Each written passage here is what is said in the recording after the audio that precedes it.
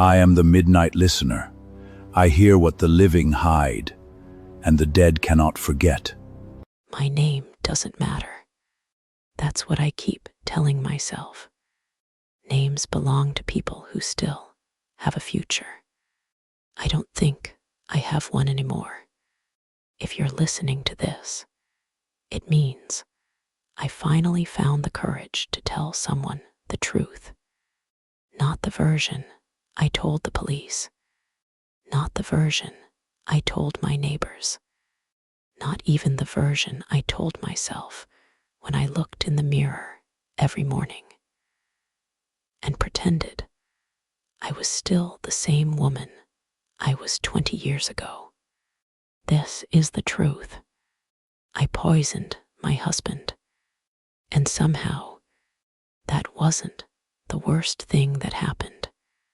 My husband, Daniel, and I were married for 27 years.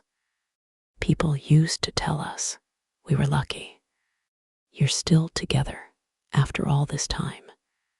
They said it like marriage was some kind of trophy, like surviving something meant you won.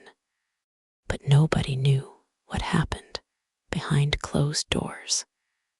Nobody saw how a person could disappear while still being alive.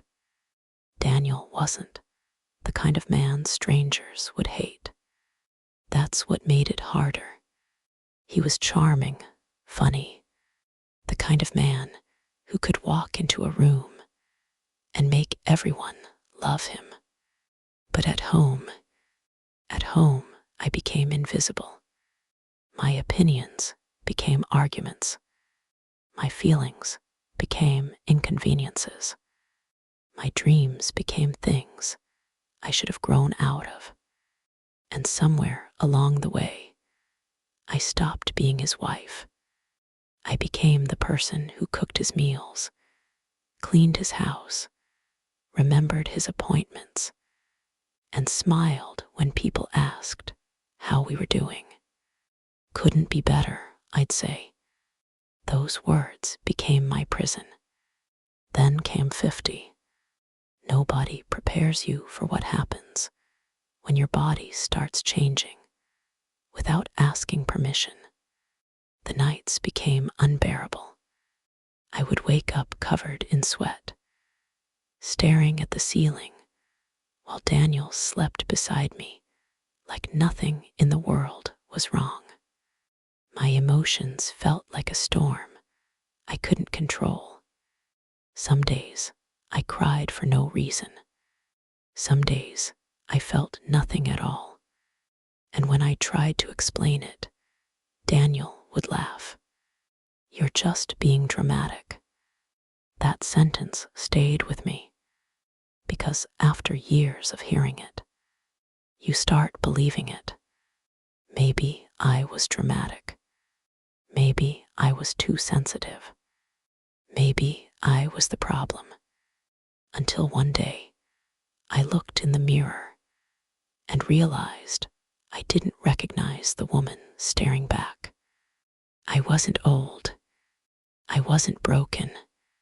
I was just tired.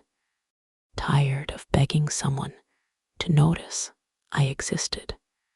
The night everything changed started like any other night. Another argument, another reminder that I was somehow always the problem. Daniel said things that I can't repeat, not because they were the worst things anyone has ever said, but because they were the things he knew would hurt me, the things only someone who loved you could know. After he went to sleep, I sat alone in the kitchen. The house was silent, and for the first time in years, I didn't feel afraid. I felt empty. That's the part nobody understands. They think anger is loud. They think rage looks like screaming and breaking things. Sometimes rage is quiet. Sometimes it sits at the kitchen table with a cup of coffee and realizes something inside you has gone cold. The next morning changed everything, and I have spent every day since wondering if that moment was really my decision, or if something else had already decided for me. After Daniel was gone, everyone expected me to fall apart. They expected grief. They expected tears. And I did cry, but not the way people expected. I cried because I remembered who I used to be. I cried because I realized how much of my life I had spent waiting for a different version of him to appear. A kinder version, a loving version, the man I kept hoping would come back. But he never did. I thought I was finally free. I thought the nightmare was over. I was wrong. The first sign happened 3 nights later. I woke up at exactly 2:17 in the morning. I don't know why that time matters. It just does, because ever since then, I've never been able to sleep past it. I heard a sound coming from downstairs, a familiar sound, a sound I had heard thousands of times. Daniel clearing his throat. I sat up in bed. My first thought was impossible. My second thought was fear. I walked downstairs slowly. The house was dark. The kitchen was empty. But sitting on the counter was Daniel's coffee cup, the same one he used every morning, the same one I had packed away. I knew I had packed it away because I remember holding it. I remember thinking how strange it was that an object could carry so many memories. I picked it up. It was warm. After that, it happened every night. A door left open. A chair moved. The sound of footsteps walking across the hallway. Sometimes I smelled his cologne. Sometimes I heard his voice. Never clearly, never enough to prove anything, just enough to make me question my own mind. My daughter told me I needed help. She said grief can make people experience things. She said guilt can create shadows. Maybe she was right. But guilt doesn't turn on the television at 2:17 in the morning. Guilt doesn't whisper your name from an empty bedroom. And guilt doesn't leave fingerprints on a mirror. One night, I finally spoke. I stood in the bedroom doorway. My hands were shaking. I know you're here. The room went silent. Then, a voice answered. Of course, I'm here. I couldn't breathe, because it was his voice, Daniel's voice, exactly the way I remembered it.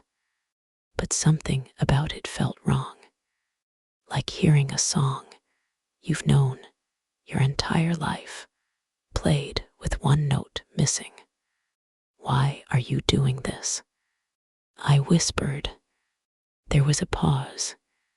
Then the voice said, because you never listened when I was alive. The next morning, I found something on my kitchen table, a photograph, a picture from our wedding day. I hadn't seen it in years, but there was something written on the back. 3 words, words that made my entire body go cold. Remember the promise. At first, I thought it was a message from Daniel. Then I looked closer. The handwriting wasn't his. It was mine. I searched through old boxes. old journals, old photographs, and that's when I found something I had forgotten, something my mind had buried. Years ago, during one of our worst fights, I had written a letter, not a letter to Daniel, a letter to myself, a confession of everything I had endured, everything I had lost, everything I wanted to escape. At the bottom, I wrote, "One day, I will be free." But underneath that, someone had written, "Be careful what you wish for." I don't remember writing that. I don't remember seeing it, but I recognized the handwriting. It was mine. That night, Daniel appeared, not as a shadow, not as a sound. He was standing in the doorway, exactly as he looked the last day I saw him. I expected anger. I expected revenge. Instead, he looked sad. "I didn't come back because I wanted to hurt you." My voice trembled. "Then why are you here?" He looked around the room, at the house, at our life together, and he said, "Because you were never the only one trapped." That's when I remembered the arguments, the cruelty, the loneliness, but I also remembered the moments I had forgotten, the times he apologized, the times he tried, the times I pushed him away because I had already decided who he was. Had he changed, or had I stopped seeing him clearly? I don't know. Maybe that's the punishment. Maybe that's the horror. Not knowing. The next morning, I went to the place where Daniel was buried. I expected answers. Instead, I found something impossible. The ground was untouched. There was no sign anyone had ever been there. No evidence, no proof, nothing. I went home and searched through every record I had, every document, every photograph, every memory. And that's when I found the truth. Daniel had been gone for 6 months. Not weeks, not days. 6 months. The man I remembered arguing with, the man I remembered sitting across from me, the man I remembered saying goodbye to, was already gone. I don't know what happened during those 6 months. I don't know who I was living with. I don't know what came home every night. But I know one thing. It knew my secrets. It knew my regrets. It knew every word I never said. And now, every night at 2:17, it waits beside me. Sometimes it sounds like Daniel. Sometimes it sounds like me. And sometimes it sounds like something that has been waiting much longer than either of us. So if you're listening to this confession, if you hear someone you love calling your name after midnight, don't answer, because not everything that comes back is coming home.